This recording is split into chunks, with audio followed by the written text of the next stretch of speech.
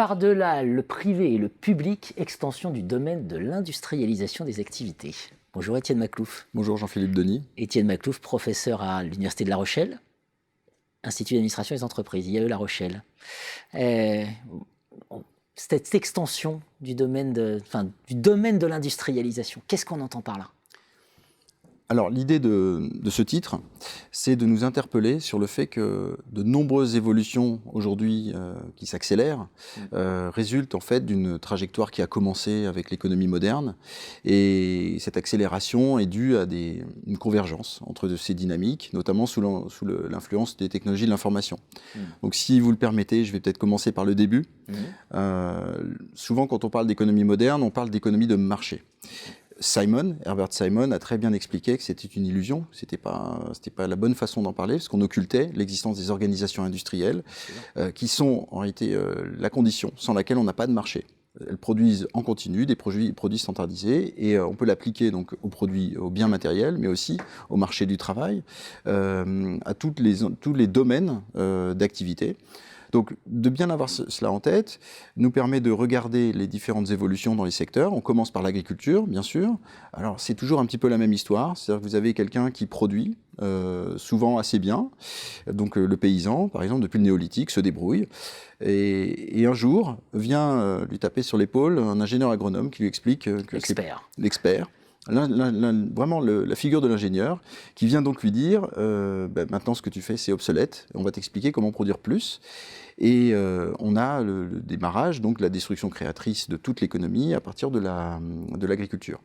La logique est toujours la même, standardiser les productions, et avec l'idée qu'on va les optimiser. Et là, il faut tout de suite débusquer une idée reçue ou une imposture qui serait de dire on produit plus avec moins.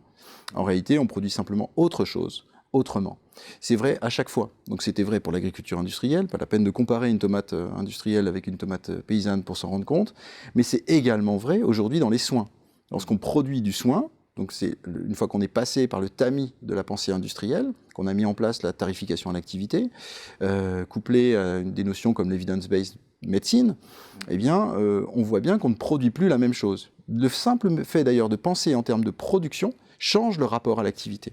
Donc notre histoire actuelle, et simplement c'est pour ça que le terme de parachèvement peut être intéressant, c'est-à-dire qu'en fait en embryon on avait cela dans tous les secteurs, et d'un coup, sous nos yeux, aujourd'hui se passe comme une sorte de précipité, où tous nos secteurs sont vraiment en passe d'être mis sous production industrielle. Jusqu'au parcours humain. Jusqu'au parcours humain. Alors voilà, c'est ça. Là où c'est visible, et pourquoi est-ce que je me suis intéressé à ce sujet, d'abord sous l'angle de l'évolution des soins, que j'enseigne dans un master santé de Sorbonne Université, et donc la question de l'évolution des paramédicaux m'a interpellé, mais aussi la façon dont la gestion des carrières, avec ce modèle de l'optimisation, de l'adéquation personne-emploi, il y a un certain nombre de papiers qui écrivent qu'on peut faire une science de la gestion des ressources humaines, avec une objectivation à la fois de la mesure du poste et de la personne, donc quelque chose qui peut progressivement s'automatiser. Eh bien, cette idée-là, aujourd'hui avec Parcoursup, par exemple, qui est une plateforme qui est censée optimiser. Alors il faut toujours reconnaître, c'est toujours les mêmes idées. L'optimisation de l'allocation des ressources, c'est assez simple, c'est de se dire qu'on a là par exemple des places en université et des individus demandeurs, et donc on veut un système qui permette d'appariement, exactement, d'allocation des ressources. Et cette vision transforme radicalement le passage, et même pas seulement le passage du lycée à l'université, mais toute la philosophie même de la formation et de l'éducation, parce on est dans produire quelque chose. Donc les jeunes, dès qu'ils rentrent en première, ils savent très bien que tout commence à compter pour Parcoursup, ils ne connaissent pas très bien les critères, ça change le rapport aux enseignants. L'époque, vous avez peut-être connu, Jean-Philippe Denis, où on pouvait faire ses preuves à l'examen, donc être encore relativement vrai à l'école, même si ça peut être un petit peu difficile pour les enseignants. Cette époque est révolue. Je pense que l'autorité est en train de se restaurer, mais par le biais des systèmes industriels qui rappellent en permanence la sanction, c'est-à-dire être exclu ou non d'un système de production industrielle de quoi ? De compétences. Puisque de même qu'on a la production industrialisée des soins, on a aujourd'hui la production industrialisée des compétences. Et quand on regarde une université sous cet angle, là aussi ça nous touche directement, nous, professeurs d'université, de dire que si on pense ce que nous faisons en termes de production mesurable et quantifiable, alors on voit très bien que le passage ce qui s'est opéré dans le soin aura des conséquences très visibles, et c'est en train de se faire tout à fait, hein.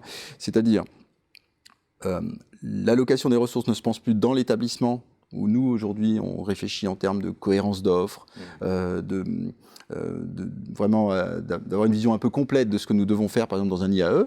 En fait, on va devoir, comme les hôpitaux sont passés en groupement hospitalier de territoire, on a dit, il y a une maternité à 50 km, on n'a plus besoin de l'avoir ici. Oui, mais nous, c'est nécessaire dans notre établissement, parce que ça fait notre cohérence. Et en fait, ce changement, déjà, on déporte l'analyse, et on pense les ressources à une échelle déjà beaucoup plus large, et on outille, en fait, l'allocation des ressources avec des plateformes qui vont permettre d'ajuster l'offre et la demande. Et ce qui est intéressant, c'est de voir, donc ça va tout à fait se produire dans le monde universitaire, il n'y a aucune raison que ça ne se produise pas de la même façon. On pense en fait donc la production de la formation à cette échelle, du territoire, avec une tutelle du rectorat. Et puis ce qui est intéressant, c'est de voir que les mêmes technologies avec les mêmes idées, extrêmement simples en fait. C'est ça qui est intéressant aussi, c'est de voir que ce sont des idées qui datent vraiment du milieu du 19e pour les premières, et puis début du 20e. Si on monte jusqu'au benchmarking, on va monter jusqu'aux années 80, mais ce qui est très intéressant, c'est qu'on est en fait aussi en train de se rassurer en disant qu'on fait des choses bien parce que c'est ce qu'on a toujours fait, or ce qu'on a toujours fait depuis 100 ans. Donc cette évolution aujourd'hui, pourquoi par achèvement ? Parce qu'il y a une accélération et probablement un effet de seuil. C'est-à-dire qu'un effet de seuil au-delà duquel on aura du mal, finalement, à prendre conscience. Il y aura un effet de non-retour, puisque ces systèmes vont avoir une emprise extrêmement importante. Donc, c'est pas catastrophique, c'est factuel, hein, ce que je suis en train de dire. C'est-à-dire que cette transformation radicale du rapport des jeunes au lycée, puis du rapport des jeunes à l'université, rien que le fait de nommer parcours, et d'avoir des figures de métiers. Lorsque vous connectez sur l'application, vous voyez des métiers. Ça n'a rien à voir avec le fait d'aller à l'université apprendre des choses. Donc, on change la nature de la production, on l'industrialise, et c'est ça l'économie moderne. Voilà pourquoi... De l'extension à l'effet d'hystérésis, puisque pas de point, pas de retour, du parachèvement. Absolument. Merci Étienne. Je vous en prie.